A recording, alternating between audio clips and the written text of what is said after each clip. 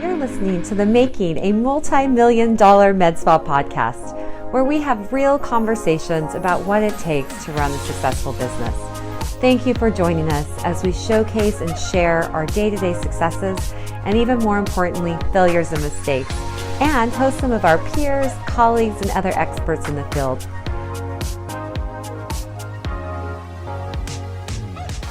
Hi, welcome to the Making of a Multi-Million Dollar Med Spa. I'm Kathy Toronto, and I'm here with my business partner and husband, Matt. Same last name, Toronto. Yes, that's right. And we're really excited to do this episode because it's our very first episode of the Making of a Multi-Million Dollar Med Spa. The podcast. That's right. We're entering the world of podcasts.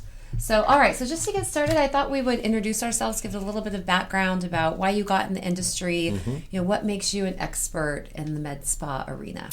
Well, a lot of years. I'm old, but I got in this industry in the mid-90s. I actually got in very early. I was an independent rep. Back then, the companies didn't use employees. They used independent reps. So I actually repped like 4 different types of lasers, microdermabrator, skincare lines. Had a van, would load it up. I traveled 70,000 miles a year. It was crazy. Became a laser trainer, so I could not only sell the equipment, but teach how to use the equipment.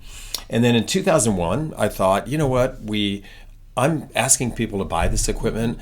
I would be better at that if I owned it and used it. And so I started AesthetiCare, our clinic. But you're not a doctor. I'm not a doctor. I have no initials behind my name at all. But I just thought, I thought it looked fun. I thought my business background would help. And so obviously we had a doctor, but started small on 1,000 square feet with 1 nurse, 1 esthetician, and me. It was crazy. We didn't have a lot of money. Obviously, these things can be a little expensive to open. So for marketing, I literally would go to grocery stores and put flyers into windshields. I hired some of my friends' kids to go through neighborhoods and hang door hangers on the doorknobs, just to let people know we existed. But that was 20 years ago. And so people are probably wondering, we're doing a podcast about making a multi-million dollar med spa. What was the revenue last year at AesthetiCare? So it was kind of interesting because we opened our second location about 1.5 years ago. So we've been very fortunate. In 20 years, we've had 20 consecutive years of at least double-digit growth. And last year, for the first time, we broke $9 million in our one location. And we opened up AesthetiCare in Liberty, which is a suburb about 40 minutes away. About 1.5 years ago. In our first year, our goal, this is a very small clinic, 1,500 square feet, our goal was to do $1 million, and we did $2.1 million. So our combined revenue is about 11.4 million. It's huge. Okay, so now I'll let you go back to just getting started, but I think it's just important for our listeners to hear like how successful we are now, so that now going into it, it's just so important to hear those steps along the way. Well, I think in any industry, you want to gravitate towards people who have credibility.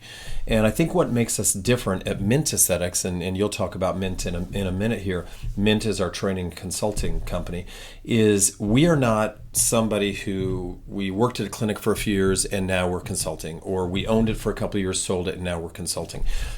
We've owned it for 20 years, and I think we plan on owning it for another 20 because we love it. And it's just going so well. So we really, with our consulting clients and doing things like this podcast, it's about having an open book and showing them, listen, here's what we do. And I'm not saying we're perfect. In fact, we've made a lot of mistakes. I've made a lot of mistakes, but hopefully we learn and we can teach you from those mistakes. But we've done a lot of good things. And we've learned a lot along the way. With Mint, as we've worked with over 1,600 clinics, and we pull things from those clinics too. So we use AesthetiCare as a model.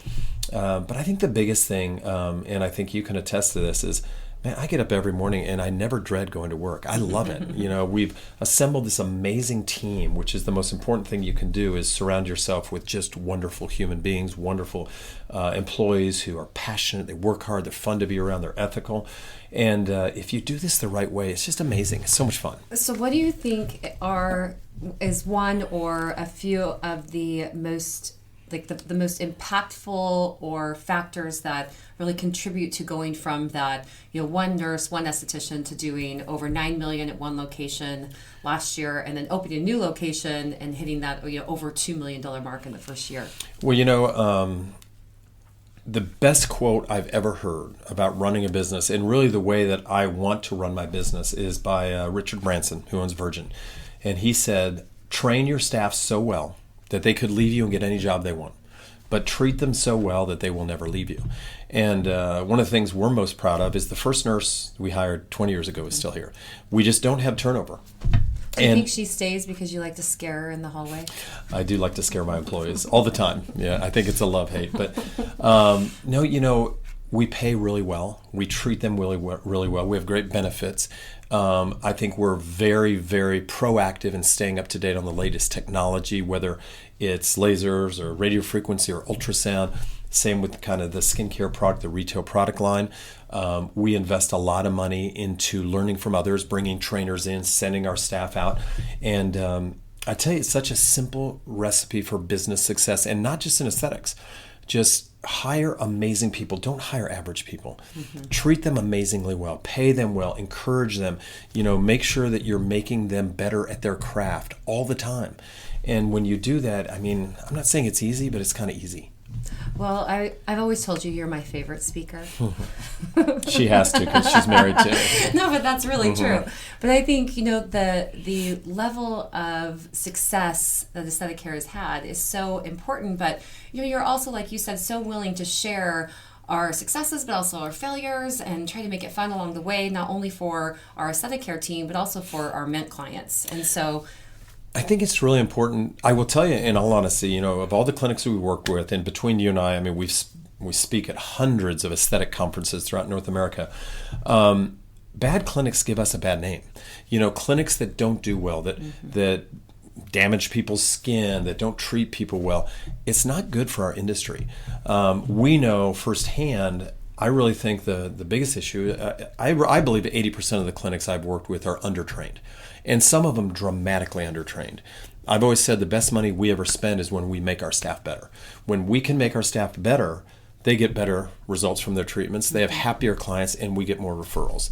And so, I just think that it's important that we share. And again, I think we're unique. When we work with our consulting clients, we show them our numbers. Here's what we generate. Here's what we pay in payroll. Here's how we do our marketing. Here's how we teach our consultations. Like I said, it's an open book, because as a consultant, and I'm sure you agree, there's nothing better than when we work with the client and a year later, 2 years later, they're just doing amazingly well, because it gives you a lot of gratification that you were able to be a part of that. It's so much fun. It's so rewarding. So, just a little bit about me. So I started in this industry. Oh yeah, here, let's talk about you. Well, I know. I like to talk about me. Well, I love to talk about you I'm too. kidding. Yeah. But just to get to know kind of a little bit about my background as well. So I started in this industry in January of 2000, and actually I worked the cosmetic counters. You were 5 years old. I know. I was just going to say, we did looks. start about the same time, but you're only about 2 years older than me. Mm-hmm. She likes to say, I actually started a lot longer before. But.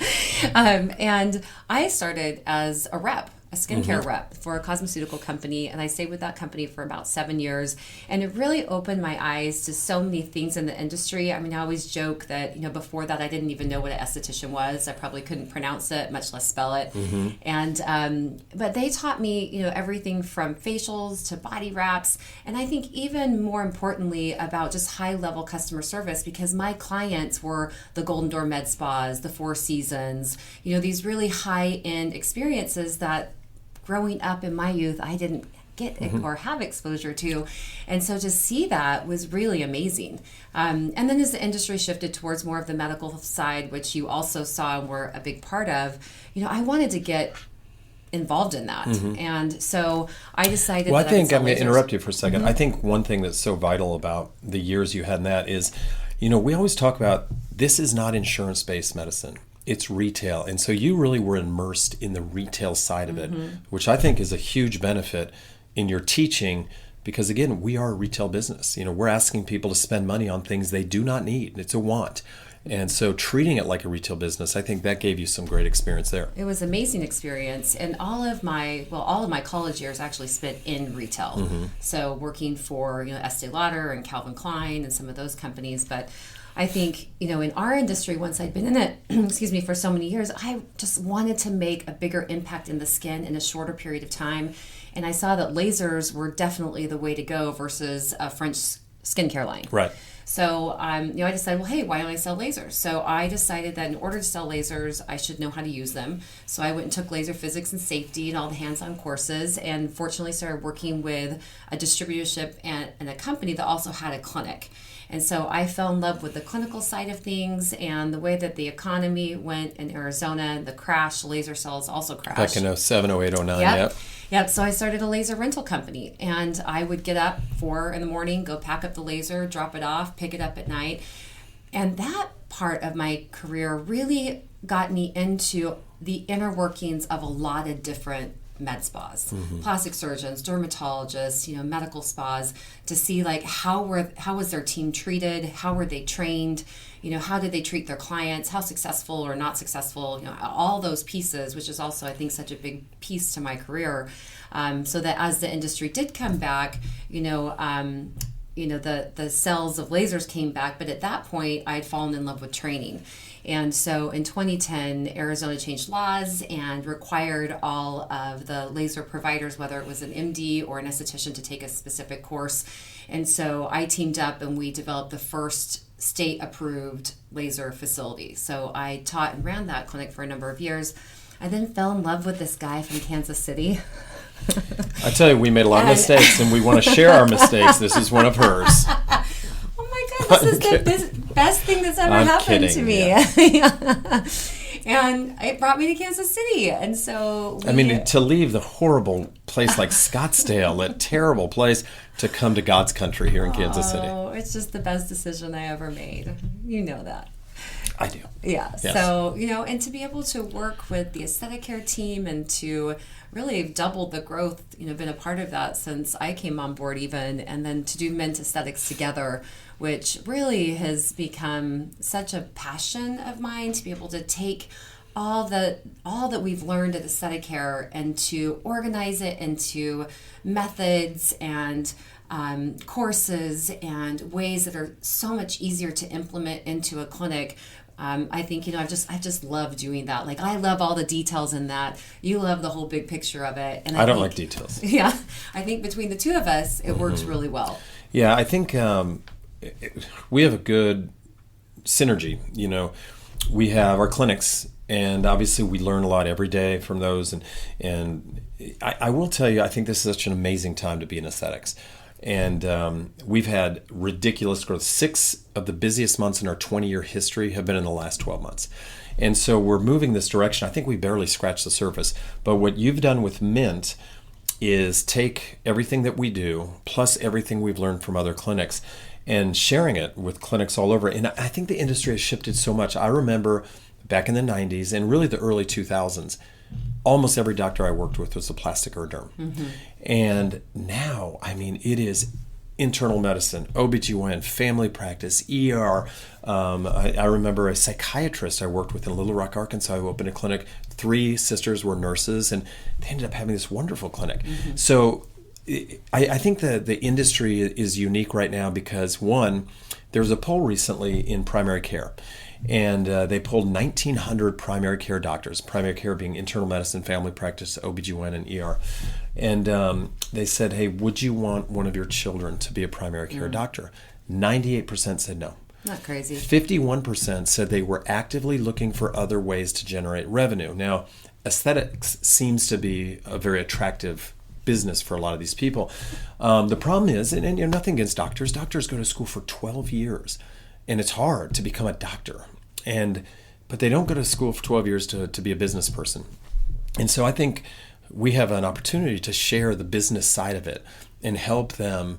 A lot of these are owned by doctors. Some, like us, are owned by business people, but kind of show them a roadmap, kind of be a guide.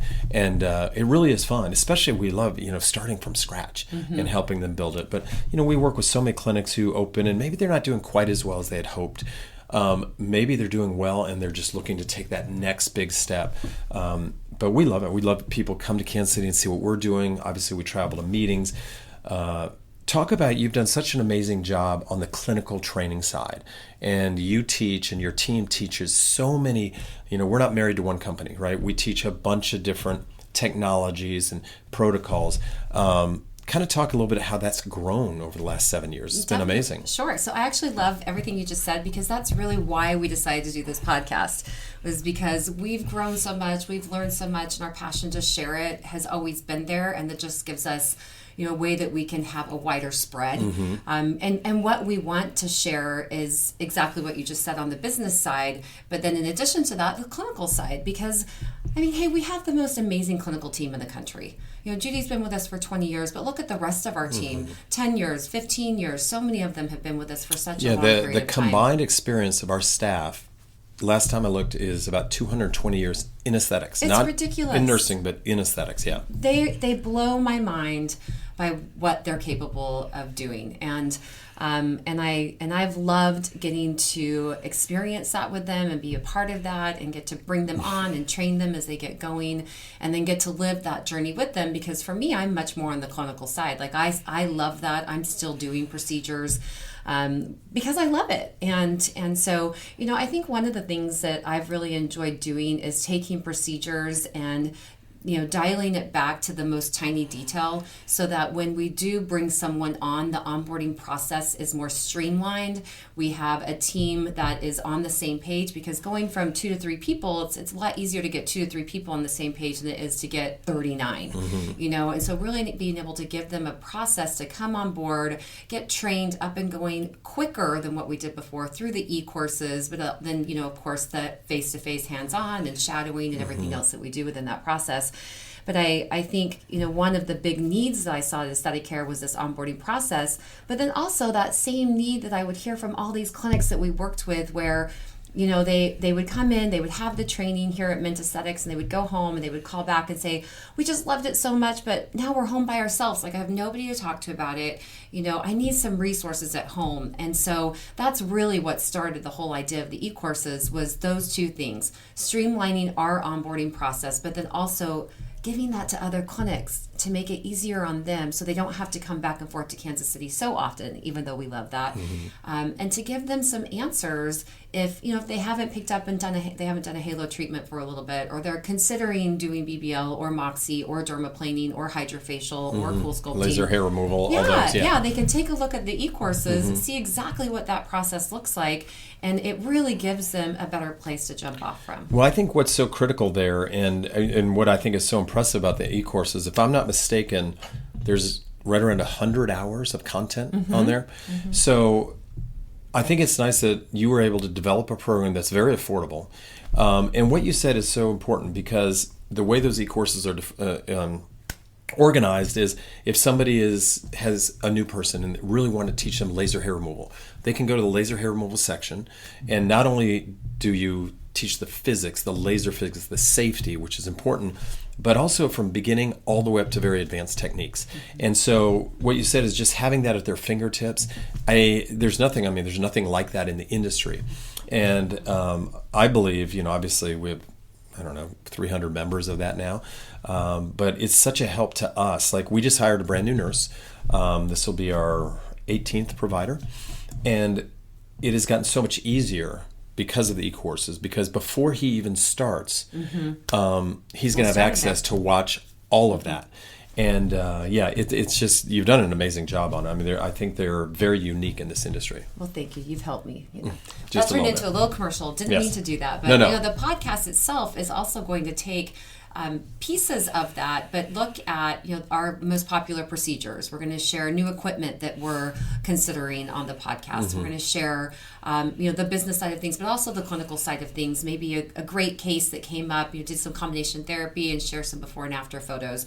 And obviously the podcast is vocal only, but we'll have the video as well. So we're going to do a lot of that. We're really excited. I think this is going to be so fun to get going with the podcast. The other thing that I'm really excited about is we're going to bring on other experts around the country. There are other experts? I know, other than you. Can you believe it? I thought it was just us. I was concluding you. I know, I'm just teasing. Yeah. But so many of our friends that we've met over the years, other Mint clients that have personally worked with us but have developed their own expertise, we're going to bring on our own team members, and they're going to share some of their expertise. So, it's just not going to be about you and I. It's also going to be about the industry as a whole, and bring in who we feel like are the really the real leaders in the industry. Well, I think, podcasts have exploded. You're very big into podcasts, listen to a lot of them, but I think it's such a great media venue to, if you think about, like you said, our team members, some of the good clinics we've worked with, some of the great people in the industry, whether it's in the actual industry of lasers or skincare, we're going to just share a lot. So hopefully you're going to enjoy this,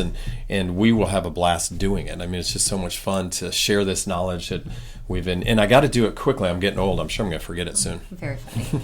All right. Well, thanks for tuning in today. Our first episode of Making of a Multi-Million-Dollar Med Spa with Matt and Kathy Toronto. We'll see you soon.